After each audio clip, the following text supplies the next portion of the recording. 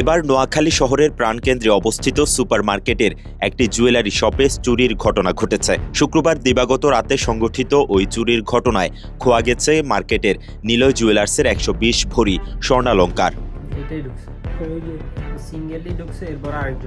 রাত 10টা 21 মিনিটে সংঘটিত ওই চুরির ঘটনায় শপিং মলের নিরাপত্তা প্রহরীদের দুষছেন পুলিশ ও ব্যবসায়ীরা। তারা বলছেন, দোকানের সিসিটিভি ক্যামেরা ও অ্যালার্ম সিস্টেম নিষ্ক্রিয় করে তারা স্বর্ণালংকার নিয়ে সটকে পড়েন।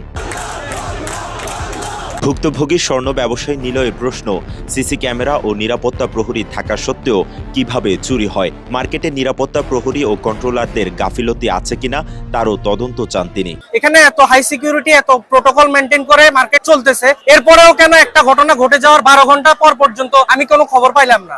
এদিকে মার্কেট পরিচালনা কমিটির সভাপতি জানান, চোরদের শনাক্ত করতে মাঠে প্রশাসনের একাধিক টিম কাজ করছে।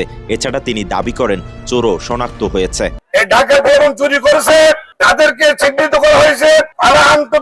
আন্তর্দেশীয় ডাকাত, এদেরকে ধরার জন্য ডিবি টিম, পুলিশের টিম বিভিন্ন মাঠে নেমেছে।